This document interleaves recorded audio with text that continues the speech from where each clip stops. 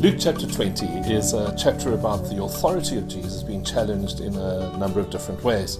And our reading today is probably best described as being a theological challenge of Jesus, which is very brave to say the least.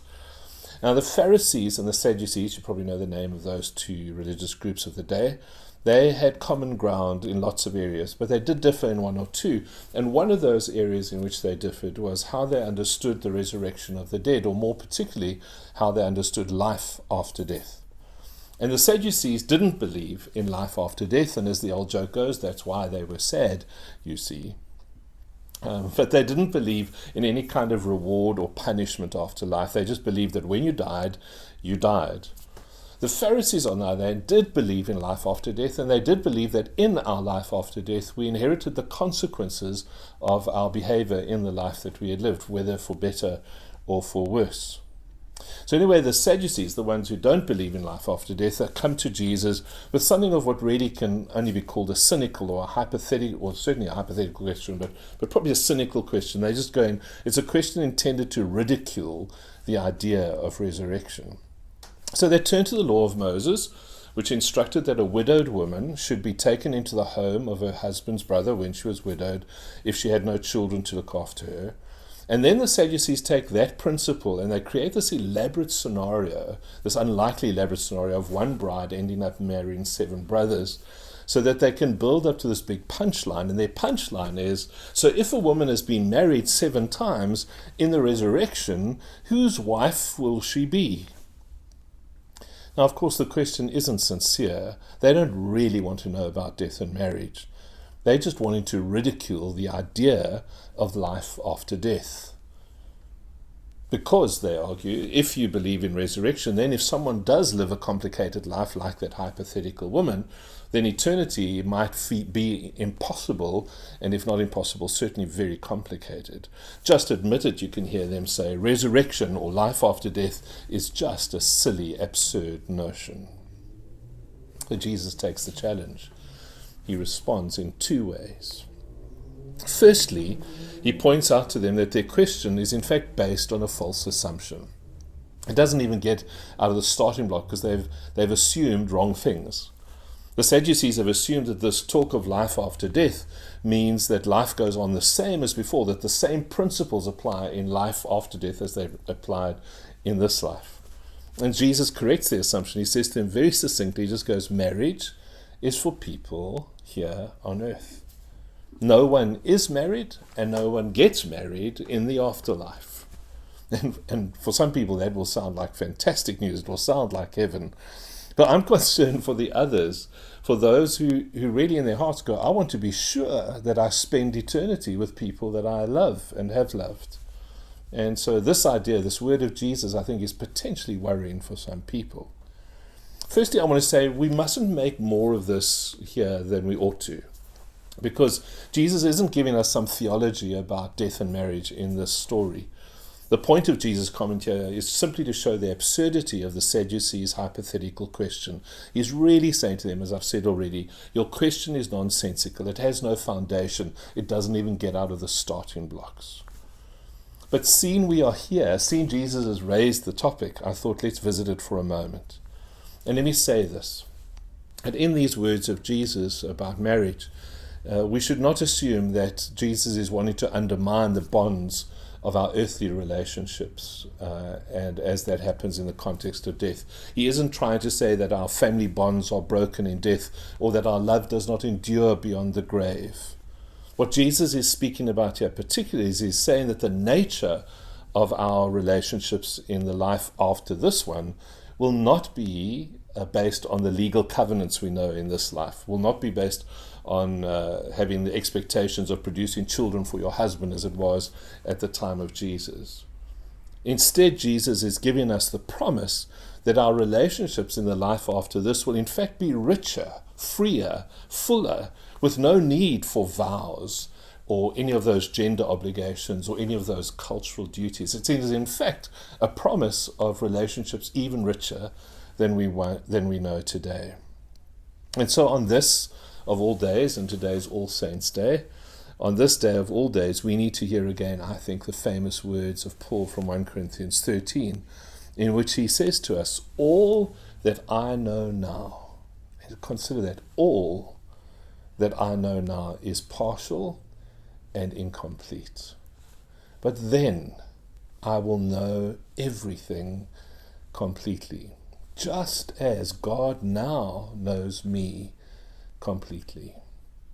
3 things will last forever. 3 things will last forever: faith, hope, and love. And the greatest of these is love. So quite simply, if what Paul writes is true, then all that is love endures forever. When we die, therefore, if what Paul writes is true, we will walk into deeply personal, into recognizable love, and we will know that love completely, even as we are known in love by those that we are with. And let me say something of an aside, and I wonder if that is true, if love is the thing that endures forever, then I imagine my Labrador will be there to meet me, because he and I have also loved. Anyway, let's move on. After dismissing the absurdity of this marriage question, Jesus says a second thing. The Sadducees had appealed to the law of Moses in their argument, so Jesus responds by using the name of Moses in his reply. And he says to the Sadducees, clearly Moses believed in life after death, because he speaks of God as being the God of Abraham and Isaac and Jacob. And when Moses speaks of the God of Abraham, Isaac and Jacob, he speaks as if Abraham, Isaac and Jacob are still with us, somehow still present, still alive. It's hard for us to feel the punch that would have been for the Sadducees in that moment. Because Jesus is saying, you may not believe in life after death, but the guy you esteem, the guy you hold with such high regard, well, he was a life after death guy. Verse 40 gives us a sense of what a punch that would have been for the hearers. It says, and then no one dared to ask him any more questions. Boom. Jesus concludes the argument. There's nothing left to say. But what it boils down to, it boils down for you and me, for all of us who read the story, now what it boils down to is, do we believe Jesus or not? Do we believe Jesus or not?